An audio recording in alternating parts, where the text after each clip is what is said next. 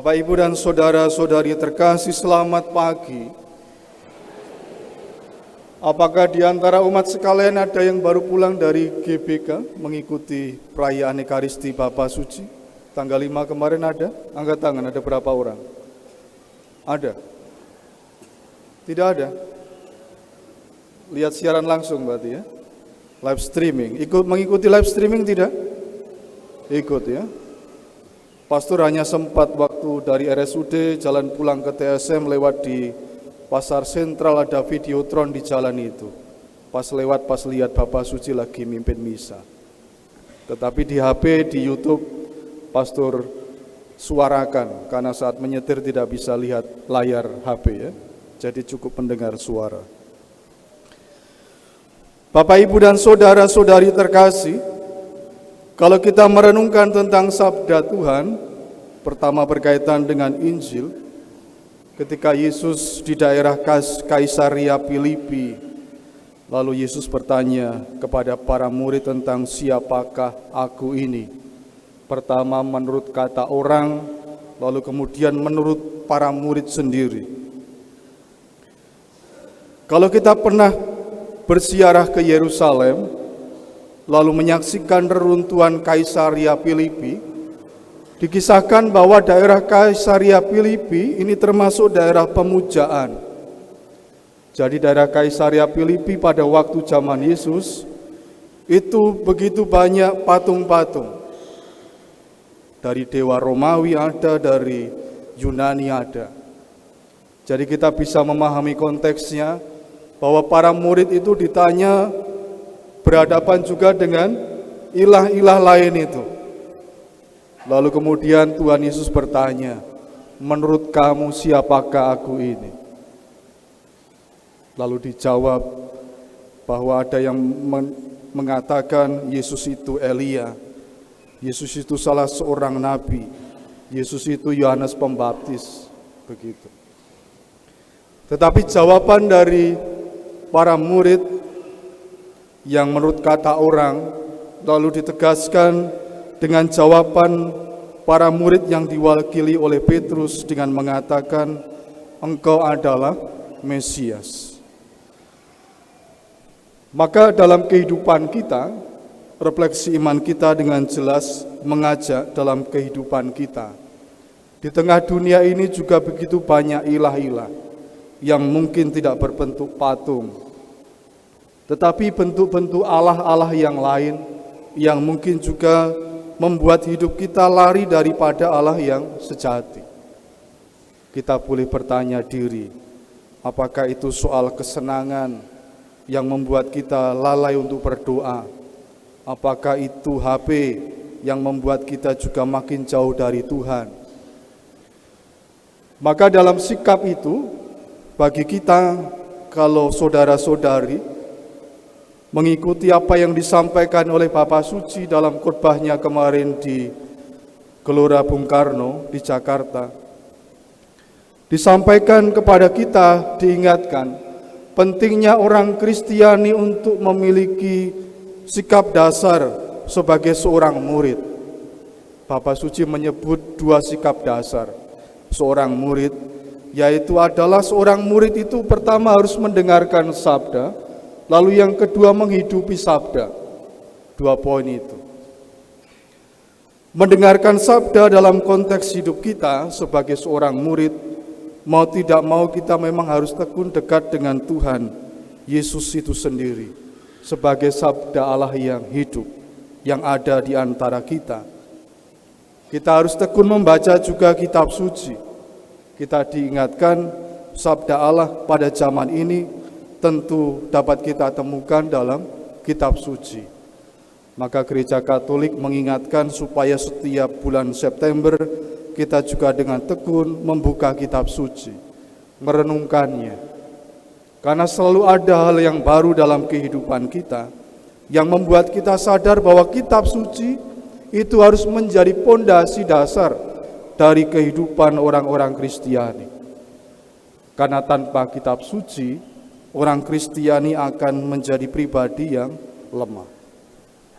Sekali lagi, seperti peringatan Santo Hieronymus mengatakan, Tidak mengenal kitab suci berarti tidak mengenal Tuhan Yesus. Lalu sikap dasar kedua, setelah orang mendengarkan sabda Tuhan dan memiliki pondasi yang kokoh dalam imannya, orang diajak untuk menghidupi sabda. Bapak Suci menegaskan, dalam menghidupi sabda, orang Kristiani harus sadar, tandanya bahwa dia sudah menghidupi sabda adalah sabda yang didengarnya itu telah terinkarnasi dalam kenyataan hidup.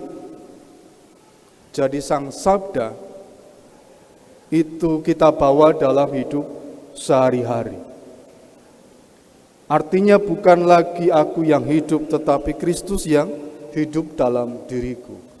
Dan itu adalah hal-hal yang mesti kita sadari dalam permenungan kehidupan kita sebagai orang Kristiani. Dalam bacaan kedua, Rasul Yakobus mengatakan dengan jelas, iman tanpa perbuatan pada hakikatnya adalah mati. Jadi tidak cukup bagi kita memang dibaptis saja.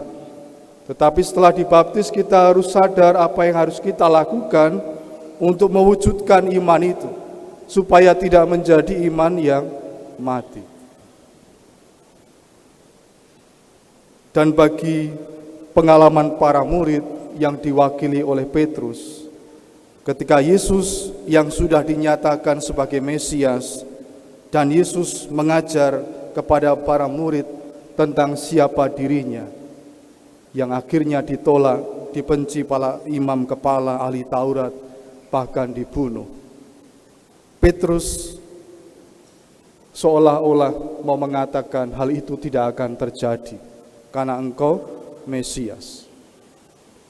Tetapi itulah jalan yang dipilih Tuhan untuk menunjukkan kasih-Nya, bahwa peristiwa penderitaan, sakit yang dideritanya, bahkan dia mati dibunuh di atas salib, adalah sebuah jalan salib untuk menunjukkan kuasa kasih yang diberikan Allah kepada manusia.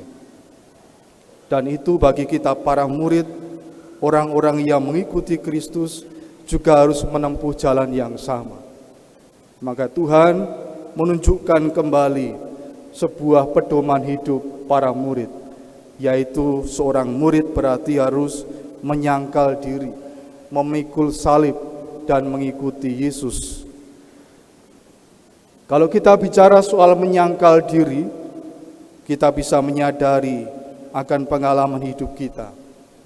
Kalau pastor merenungkan menyangkal diri sebagai seorang pastor, itu pengalaman bahwa pastor itu punya hobi mancing, begitu ya.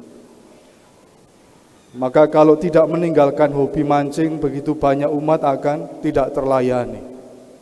Kalau pastor setiap hari hanya pergi mancing. Maka kalau menyangkal diri bagi seorang pastor berarti dia harus sadar. Misalnya dia akan memberikan waktunya dalam waktu 1 minggu. Misalnya 3 hari berturut-turut dari jam 8 sampai jam 12 siang. Dia akan membuka kamar pastoral counseling, karena sadar bahwa begitu banyak persoalan yang dihadapi umat, entah ekonomi, entah pendidikan, entah pertengkaran, entah KDRT segala macam, bahkan urusan pemberesan perkawinan. Maka kalau sampai seorang pastor meninggalkan tugas pokoknya, maka itu menjadi pertanyaan. Lalu juga tugas seorang pastor pasti harus berdoa. Karena dalam janji imamat itu adalah supaya tekun mendoakan doa harian, beber itu setiap hari. Doa pagi, doa siang, doa malam. Itu yang harus dilakukan. Maka kalau ada seorang pastor melupakan jam doa, para umat bisa mengingatkan. Supaya pastornya makin menghidupi doa, supaya punya kuasa untuk mendoakan umat. Dan bagi kita semua, kita sadar bahwa siapapun diri kita dalam kehidupan diajak untuk menyangkal diri. Bahkan ketika Bapak Ibu memutuskan untuk menikah, seorang suami mungkin juga harus menyangkal diri. Mungkin selama belum menikah, dia hobi merokok. Lalu dia memilih setelah menikah, demi menyukakan hati istrinya, dia tidak merokok lagi. Demi kebaikan anak yang akan lahir, dia tidak merokok lagi. Yang mungkin sebelumnya dia suka mabuk-mabukan, karena sudah menikah, dia memilih untuk tidak mabuk-mabukan. Dan itu adalah cara menyangkal diri, memikul salib yang paling konkret dalam kehidupan kita, untuk menunjukkan kita mencintai Kristus dalam pribadi-pribadi di tengah keluarga kita. Sebuah kisah menarik dari beberapa video yang pastor ikuti berkaitan dengan kunjungan Bapa Suci. Rupanya kedatangan Bapa Suci tidak hanya menginspirasi umat Katolik, tetapi bahkan umat Muslim. Dikisahkan dalam video ini ada seorang teman itu mengisahkan dari kisah pengalaman melihat Bapa Suci. Ketika Bapa Suci naik mobil Scenic putih itu, dia tidak melihat soal kesederhanaan mobil Scenic itu, tetapi pengalaman bahwa ketika mobil itu sebelumnya dipakai untuk yang tidak baik. Kadang mobil itu begitu kumuh dipakai untuk tempat botol minum, merokok, bahkan untuk membawa banyak cewek di situ. Tetapi kemudian ketika temannya yang bukan Muslim, yang punya mobil itu yang Muslim, dia kemudian setelah Paus ini mengunjungi Indonesia, lalu dia melihat mobil temannya ini berubah. Lalu dia bertanya, kamu baru bawa mobilmu di tempat salon ya? Karena bau mobilnya itu sudah harum, wangi, tertata, bersih begitu ya. Dia mengatakan, tidak, ini saya punya mobil Scenic putih juga, seperti mobil Paus Fransiskus begitu. Jadi malu kalau saya tidak memperlakukan mobil Scenic saya ini juga seperti mobilnya yang dipakai Paus Fransiskus. Karena dia sama-sama punya mobil Scenic putih.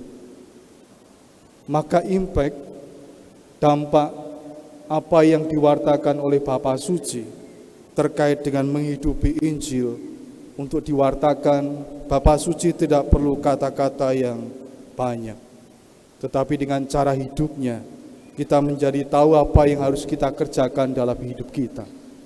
Bahwa kita menjadi pengikut Kristus tidak boleh setengah-setengah, tetapi harus sungguh-sungguh. Bapa Suci menegaskan, kalau hidupmu suam-suam kuku, kalau hidupmu setengah-setengah menjadi orang Kristiani, maka itu adalah makanan yang empuk untuk iblis. Maka cara paling mudah melawan iblis adalah kita harus menegaskan siapa diri kita di hadapan Allah. Kalau kita mengikuti Kristus sebagai Dia Mesias, maka mari kita juga membawa keselamatan itu untuk diri kita, sukacita itu untuk sesama kita, supaya orang juga akhirnya mengalami pertobatan hidup dan diselamatkan. Kemuliaan kepada Bapa dan Putra dan Roh Kudus.